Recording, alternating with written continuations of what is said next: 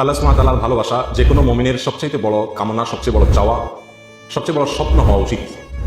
আর আল্লাহ সুবহানাহু ওয়া তাআলা যখন কোনো বান্দাকে ভালোবাসেন, আল্লাহ সুবহানাহু ওয়া তাআলা যখন কাউকে পছন্দ করেন, তখন বেশ কিছু আলামত আছে, বেশ কিছু চিহ্ন আছে যেগুলো দেখে আমরা অনুমান করতে পারি, ধারণা করতে পারি আল্লাহ সুবহানাহু ওয়া তাআলা কাকে ভালোবাসেন আর কাকে ভালোবাসেন না। আল্লাহ সুবহানাহু ওয়া তাআলার ভালোবাসার যে সকল আলামতের কথা নবী আলাইহিস সালামের হাদিসে এসেছে, তার মধ্যে থেকে আমরা 4টি আলামতের কথা আজকে উল্লেখ করব ইনশাআল্লাহ বিসমিল্লাহ। তার প্রথম আলামতটি প্রায় বেশিরভাগ হাদিসের কিতাবে বর্ণিত হয়েছে, যে রাসূল করিম সাল্লাল্লাহু আলাইহি ওয়াসাল্লাম ইরশাদ করেছেন, আল্লাহ সুবহানাহু ওয়া তাআলা যখন কোনো বান্দাকে ভালোবাসেন তখন তিনি জিবরিলকে নির্দেশ করে বলেন যে অমুকের তার আমলের কারণে, তার চিন্তাধারার কারণে, তার চলাফেরার বিশুদ্ধ উপায় এবং পদ্ধতির কারণে আমি তাকে ভালোবাসি। আল্লাহ সুবহানাহু ওয়া তাআলা ভালোবাসাকে তখন জানিয়ে দেন, তখন তিনি জিবরিলকে নির্দেশ করেন তুমিও তাকে ভালোবাসো। তখন জিবরিল আসমানে ঘোষণা দেন যে আল্লাহ অমুককে ভালোবেসেছেন, তাই আল্লাহ নির্দেশ করেছেন ভালোবাসার, তোমরা তাকে ভালোবাসো। আসমানওয়ালারা অর্থাৎ ফেরেশতারা সকলে তার প্রতি ভালোবাসা প্রকাশ করেন। তখন আল্লাহ সুবহানাহু ওয়া তাআলা স্বয়ংক্রিয়ভাবে পৃথিবীতে যারা বসবাস করে তাদের অন্তরে ওই ব্যক্তির প্রতি ভালোবাসা সৃষ্টি করে দেন।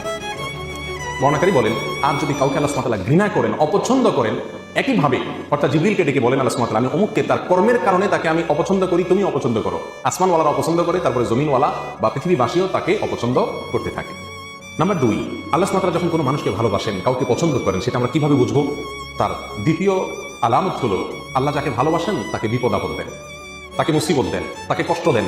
এটা হলো একটা আলামত যে আল্লাহ সুবহানাহু ওয়া তাআলা ওই লোকটাকে ভালোবাসেন। এই বিষয়ে সুনানে তিরমিজির এক হাদিসে আছে, রাসূল আকরাম সাল্লাল্লাহু আলাইহি ওয়াসাল্লাম ইরশাদ করেছেন, ওয়া ইন্নাল্লাহা ইযা আহাব্বা কওমান ইবতালাহুম।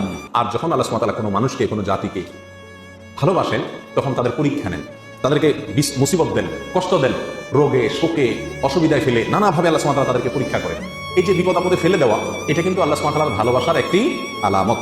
ফামান রাদিয়া ফালাহুর রিদা ওয়া মান সাখাতা ফালাহুস সাখত।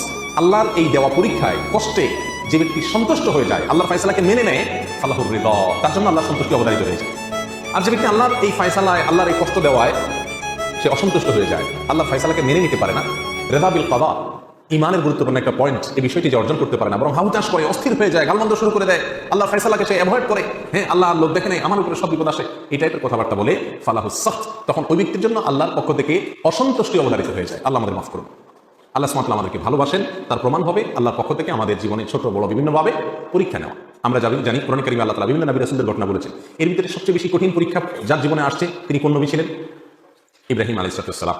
ইব্রাহিম আলাইহিস সালাম সম্পর্কে আল্লাহ সুবহানাহু ওয়া তাআলা কোরআনে কারীমে একাধিক জায়গায় বলেছেন কি কি পরীক্ষা নিয়েছেন। ওয়া ইয ইবতালা ইব্রাহিম, যখন আল্লাহ সুবহানাহু ওয়া তাআলা ইব্রাহিমের পরীক্ষা নিয়েছেন, ইব্রাহিমের পরীক্ষা আল্লাহ তাআলা নিয়েছেন। কেন ইব্রাহিমের পরীক্ষা নিয়েছেন? আল্লাহ তো ফেরাউনের পরীক্ষা নেন নাই।